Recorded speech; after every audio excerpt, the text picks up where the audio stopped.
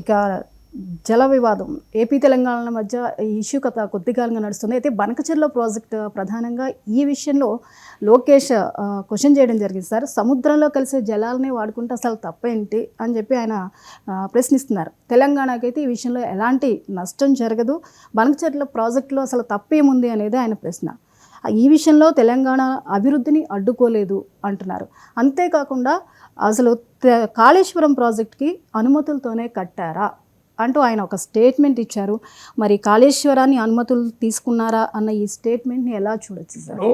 లోకేష్కి అర్థం కావాలి, తెలంగాణ పైన నోరు పారేసుకునే ముందు ఆయన పార్టీ కదా దేశంలో పాలిస్తున్న కూటమిలో ఉన్నది.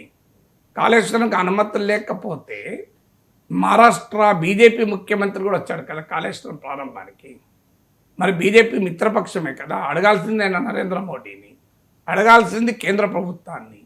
మళ్ళీ తెలంగాణను అడిగితే వస్తుంది, మీరు కాళేశ్వరానికి అనుమతులు లేకుండా కడితే మీ మిత్రపక్షమైన భారతీయ జనతా పార్టీకి చెందిన మహారాష్ట్ర ముఖ్యమంత్రి ఎందుకు వచ్చాడు దాని ప్రారంభానికి? మీ మిత్రపక్షమైన బీజేపీయే కేంద్రంలో అధికారంలో ఉంది కదా. బనకచెర్ల విషయంలో ప్రీ ఫీజిబిలిటీ రిపోర్ట్ను బీజేపీ నాయకత్వంలోని తెలుగుదేశం కూడా భాగస్వామిగా ఉన్న ఎన్డీఏ కేంద్ర ప్రభుత్వమే తిప్పి పంపింది కదా. మరి కాళేశ్వరం విషయంలో కూడా ఎన్డీఏని యాక్షన్ తీసుకోమనండి. సో ఎవరు కాదంటున్నారు లోకేష్ను? సో అప్పుడంటే మీరు మిత్రపక్షం కాదు, ఇప్పుడు మీరు మిత్రపక్షమే కదా. ప్రాబ్లం ఉన్నది, మీరు ఆంధ్రప్రదేశ్లో అధికారంలో ఉన్నారు, కేంద్రంలో అధికారంలో మీరే ఉన్నారు. తెలంగాణలో కాంగ్రెస్ ప్రభుత్వము, బీజేపీ అయితే కాంగ్రెస్ ప్రభుత్వానికి సహకరించదు. మీకు బ్రహ్మాండమైన అవకాశం కదా. మరి అలాంటప్పుడు బనకచెర్ల ప్రీ ఫీజిబిలిటీ రిపోర్టు కేంద్రం ఎందుకు తిరస్కరించింది? అది అడగాల్సింది మోడీ ప్రభుత్వాన్ని కదా. మోడీ ప్రభుత్వాన్ని ఒక్క మాట కూడా అడగలేక తెలంగాణ పైన నోరు పారేసుకుంటే ఏమొస్తుంది? ధైర్యం అంటే మోడీని అడగాలి. ఏమయ్యా బనకచెర్ల మేము సముద్రంలో కలిసే నీళ్ళనే వాడుకుంటా అంటే మీ ప్రభుత్వం ఎందుకు తిప్పి పంపుతుంది, మీ ఎన్విరాన్మెంట్ మినిస్టర్ చెప్పండి అని మోడీని అడగాలి. మోడీని అడిగే ధైర్యం లేకపోతే తెలంగాణ మీద పడితే ఏమొస్తుంది? మీకు తెలంగాణ తెలుగు వాళ్ళంతా నాకు కావాలి అంటూ హైదరాబాద్లోనే నివాసం ఉంటూ తెలంగాణ ప్రాజెక్టు పైన నోరు పారేసుకోవడం ఆవేదన కలిగించే అంశం. ఎందుకంటే కాళేశ్వరానికి అనుమతులు లేకుండా కట్టారా అంటే, అనుమతులు లేకపోతే మీరు కోర్టుకు వెళ్ళండి, సుప్రీంకోర్టుకు. ఇప్పుడు బనకచెర్ల పైన రేవంత్ రెడ్డి చెప్తున్నాడు కదా, మేము ఒకవేళ కనుక న్యాయం జరగకపోతే కేంద్ర ప్రభుత్వం వద్ద మేము కోర్టుకైనా వెళ్తాం అంటున్నాడు కదా. మీరు కూడా వెళ్ళండి. ఎవరు వద్దంటున్నారు? ఎందుకు మరి ఆంధ్రప్రదేశ్లో అధికారంలో ఉండి కూడా కాళేశ్వరం పైన కోర్టుకు ఎందుకు వెళ్ళలేదు? దీనికి ఆన్సర్ చెప్పాలి కదా. సో ఇక సముద్రంలో కలిసే నీళ్ళనే వాడితే తప్పేమి లేదు, లోకేష్ చెప్పినట్లు. అదే తేల్చమని అడుగుతున్నారు తెలంగాణ ప్రభుత్వం. తెలంగాణ ప్రభుత్వం వేరేది ఏమి అడగడం లేదు.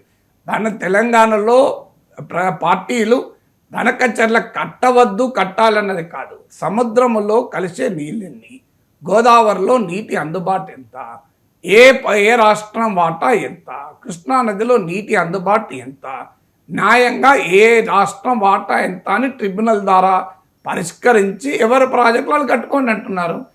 మా తెలంగాణ ముఖ్యమంత్రి ఇంకో ఆఫర్ కూడా ఇచ్చారు, మాకు 1000 టీఎంసీలు గోదావరిలో వదిలేయండి, 500 టీఎంసీలు కృష్ణా వదిలేయండి, మొత్తం మీరే తీసుకోండి అంటున్నారు. ఇక ప్రాబ్లం ఏంటి?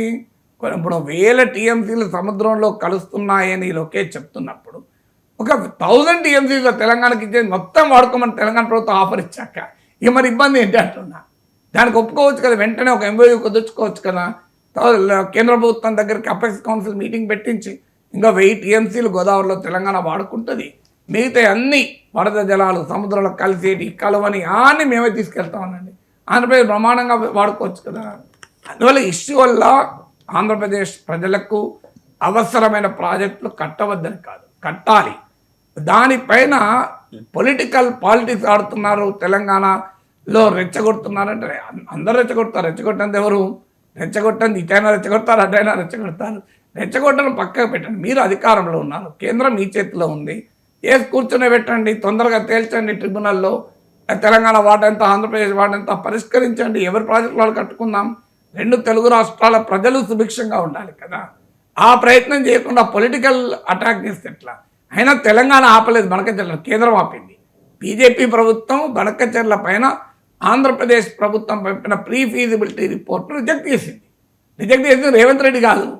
తెలంగాణ అభ్యంతరం చెప్పినట్టు తెలంగాణ మీద పడితే ఎట్లా? కేంద్రం కదా అభ్యంతరం చెప్పింది. మీరు ఏదన్నా తేల్చుకోవడం మోడీ దగ్గర తెలుసుకోండి.